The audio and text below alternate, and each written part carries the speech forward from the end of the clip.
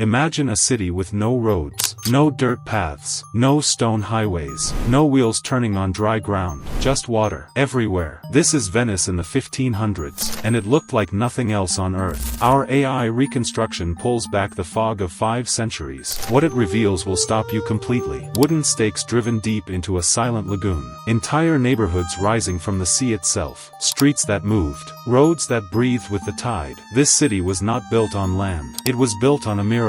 And today, for the first time, you are going to see exactly how it looked. Before the sun fully rises over the lagoon, the Grand Canal is already alive. This is not a quiet river. This is not a peaceful waterway. This is the loudest, most crowded, most chaotic street in all of Venice. And our AI reconstruction brings every single moment of it back to life. Watch closely. The first gondoliers are already pushing their long black boats through the dark green water. Their wooden oars cut the surface with a sharp, rhythmic pull. They do not hurry. They do not need to. They know every bend, every current, every shadow of this canal by heart. Behind them come the merchant barges, heavy, low in the water, loaded with barrels of salted fish, bolts of foreign cloth, and crates of goods that have traveled thousands of miles to reach this single waterway. The boatmen shout warnings to each other in the Venetian dialect. Voices bounce off the stone walls of the palaces lining both sides of the canal. The sound fills the air completely. Look at those palaces. Their facades rise straight from the water with no steps, no gardens, no separation between stone and sea. Gothic arches frame their windows. Carved stonework decorates every edge. And at their private water doors, wooden posts painted in deep red and blue hold the family boat steady against the current. This is how the noble families of Venice began every single morning. Not by stepping onto a street, but by stepping directly into a boat. Further down the canal, the fishwives are already calling out their catches from flat-bottomed boats. Fresh sea bass. Crab pulled from the lagoon before dawn. Eels still moving in wooden buckets. Ordinary Venetians lean from their upper windows. They lower small baskets on ropes to buy their morning food directly from the water below. No market stall. No walk through a crowded square. Just a basket. A rope. And the canal delivering everything they need. By mid-morning, the Grand Canal is almost impossible to cross. Boats of every size fill the water from bank to bank. The smell of salt, timber, fish, and open cooking fires drifts across the surface. This was not a scenic waterway built for beauty. This was the living, breathing, impossibly crowded main street of the most powerful trading city in the world. And in the 1500s, it never once stopped moving. Step off the water. Walk onto stone. You are now standing at the Rialto. And in the 1500s, there is no busier place on the face of the earth. Our AI reconstruction rebuilds every stall, every archway, every crowded corner of this legendary market. And what it shows is almost impossible to believe. Look at the colors first. Bolts of deep crimson silk stacked higher than a man's head. Sacks of saffron so bright they seem to glow in the morning light.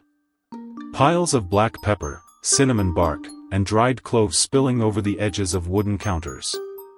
These spices have traveled from India, from Persia, from the far edges of the known world. And they all ended their journey here. At this market. On these stones. The merchants standing behind these stalls are not simple shopkeepers. They are the most powerful businessmen of the entire age. Venetian trading families have controlled the spice routes from the east for generations. Their warehouses behind the market are stacked floor to ceiling with goods worth more than the annual income of entire kingdoms. A single successful trading voyage could make a family wealthy for 3 generations. Watch how they work. 2 merchants stand close together near a stone pillar. Their voices are low. Their eyes are sharp. They are negotiating a deal for a shipment of Egyptian cotton. Numbers are spoken quietly in a mixture of Venetian, Arabic, and Greek. No paper changes hands yet. In Venice, a spoken word between merchants carries the weight of a legal contract. Around them, the market roars. Porters carry enormous loads on their backs across the Rialto Bridge. Small boys weave through the crowd delivering messages between trading houses. A group of foreign merchants from Germany stand together near the water's edge, waiting nervously for their Venetian broker to return with news of their shipment. Everybody here is doing business. The air itself smells of commerce. Pepper and salt. Wet rope and river water. The sharp tang of freshly tanned leather from the goods stalls near the northern arcade. This single market connected Venice to every corner of the known world. And in the 1500s, the world came here willingly. Because Venice was not just a city. It was the center of everything. Step away from the Rialto. Walk deeper into the city. Leave the grand palaces and the crowded merchant stalls behind.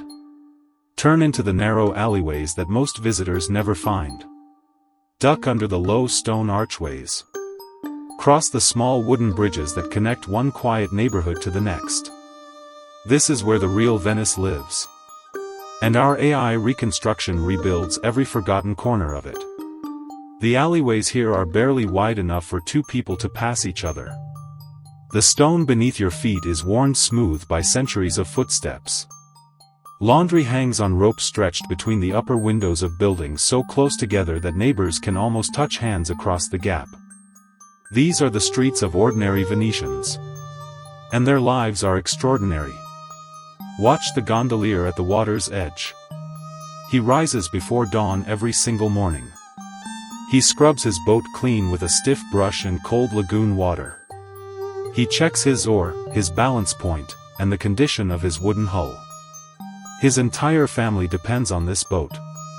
It is his livelihood, his identity, and his most prized possession. Move further into the neighborhood of Castello. Here the fishwives of Venice begin their day in complete darkness. They sort the morning catch by hand on the stone banks of the small inner canals. Their fingers move fast and practiced. They know every fish by touch alone. By the time the sun clears the rooftops, every basket is packed and every boat is loaded. Now follow the smell of wood smoke to the bakeries. The bread ovens in Venice never fully cool down. Bakers work through the night to have fresh loaves ready before the city wakes. The bread here is dense and slightly salty from the lagoon air that fills every room in every building across the entire city. And then there is Murano. Just a short boat ride from the main island, the glassblowers of Murano have been working their furnaces since the 1200s. In the 1500s, their craft is at its absolute peak. Watch a master glassblower gather a glowing ball of molten glass on the end of a long iron rod. He spins it slowly. He blows. He shapes. In less than 3 minutes, a perfect glass vessel emerges from nothing but fire, breath, and centuries of inherited skill. These people did not live in the history books. They lived in the alleyways. On the water. Beside the furnaces. They were the real foundation of Venice. And without them, the palaces would have meant nothing at all. Now follow the sound. Deep inside the eastern edge of Venice, something enormous is happening. You can hear it before you see it. The heavy rhythm of iron hammers striking timber. The roar of furnaces burning at full force. The sharp crack of massive wooden beams being shaped and fitted into place. The shouting of hundreds of workers moving in fast, organized patterns across an enormous enclosed yard. This is the Arsenale. And our AI reconstruction reveals a place so vast, so powerful, and so disciplined that it shocks even the most seasoned historians. Walk through its great gateway now. The entrance arch is built from white Istrian stone. 2 stone lions guard the doorway. They were brought to Venice as war trophies from Greece. They sit with the quiet confidence of a city that has defeated its enemies so many times it no longer feels the need to boast about it. Step inside. What opens before you is almost impossible to process. The Arsenale covers an area larger than the entire rest of Venice combined. Its internal docks stretch in long straight lines, each one holding a warship in a different stage of construction. Some hulls are bare timber frames just beginning to take shape. Others are nearly complete, their decks already fitted, their masts already rising. The workers here are called Arsenalati. They are the most skilled shipbuilders in the entire world. There are over 2,000 of them working inside these walls every single day. They are organized with military precision. Each team has a specific task. Carpenters shape the hull planks. Rope makers twist enormous cables from raw hemp fiber. Sail makers stitch together vast sheets of canvas across wide wooden floors. Blacksmiths hammer iron fittings beside roaring forges that never cool. Watch the production line move. A partially built warship is floated slowly along the internal canal that runs through the center of the Arsenale. As it passes each station, workers add the next component. Oars are loaded at one point. Weapons at another. Food stores at the next. By the time the ship reaches the far end of the canal, it is complete. Ready to sail. Ready to fight. This process takes a single day. One fully armed warship. Built, fitted, and launched in 24 hours. No other city on Earth could do this. The Arsenale was not just a shipyard. It was the reason Venice could not be defeated. It was the engine behind 5 centuries of maritime power. And hidden behind its high brick walls, it ran like a perfect machine. Quiet from the outside. Unstoppable from within. But power does not last forever. And for Venice, the transformation begins not with a battle. Not with a flood. Not with fire or plague or invasion. It begins with a single sea route. Our AI Reconstruction now shifts its focus. Watch carefully as the colors of the Grand Canal begin to change. The merchant barges grow fewer. The Rialto market grows quieter. The enormous warehouses behind the stone arcades begin to empty, slowly, almost invisibly, like water draining through a crack in the floor. This is the late 1500s. And something has gone very wrong for Venice. In 1498, a Portuguese navigator named Vasco da Gama had done the unthinkable. He sailed around the southern tip of Africa and opened a direct sea route from Europe to India. For the first time in history, European merchants could reach the spice markets of the East without passing through Venice at all. The consequences arrive slowly at first. A shipment of pepper that once passed through the Rialto now bypasses it entirely. A trading family that once relied on Venetian brokers now deals directly with Lisbon merchants. The foreign trading communities that once filled the Venetian fondazi, the large warehouse complexes built specifically for German, Turkish, and Persian merchants, begin to thin out. Walk through the Rialto market now and feel the difference. The stalls are still open. The merchants are still present. But the crowd is thinner. The negotiations are quieter. The mountains of exotic spices that once overflowed every counter have shrunk to careful, measured quantities. The gondoliers notice it too. Fewer merchant barges mean fewer loads to ferry across the canal. The boatmen who once worked from before dawn until long after dark now find themselves waiting longer between jobs. They sit on their boats in the late afternoon sun, watching the water with patient, practiced eyes. Inside the Arsenale, the furnaces still burn. The Arsenalati still work with the same precision and skill. But the orders for new warships come less frequently now.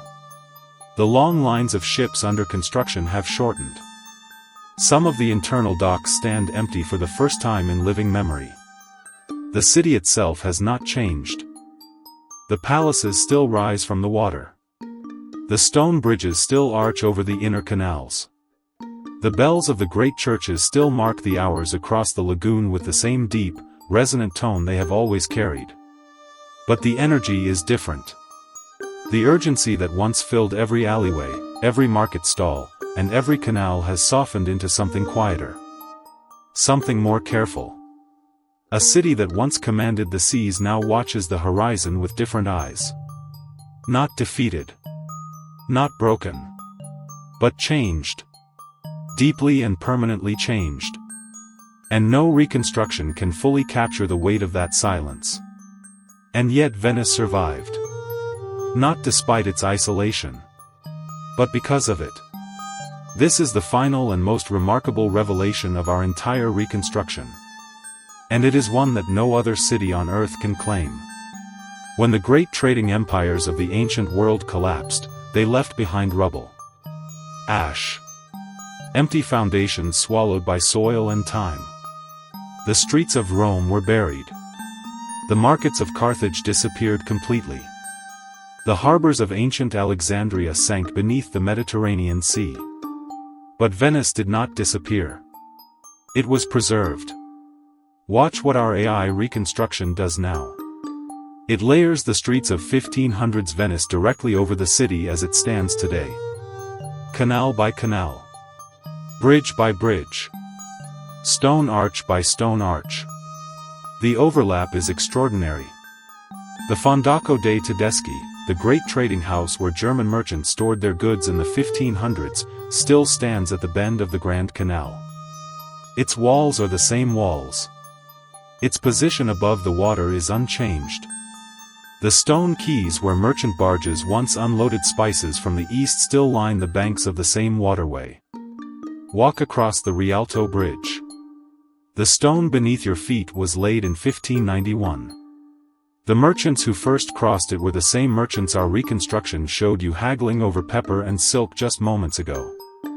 Their footsteps and yours are separated by 5 centuries. But the stone connects you directly. Move into the narrow alleyways of Castello. The buildings lining these passages were standing when the gondoliers of the 1500s pulled their boats through the inner canals below. The worn smoothness of the stone pavement was created by the same daily footsteps our reconstruction captured. The fishwives. The bakers. The young boys running messages between trading houses. They walked here. Exactly here. And the furnaces of Murano still burn today.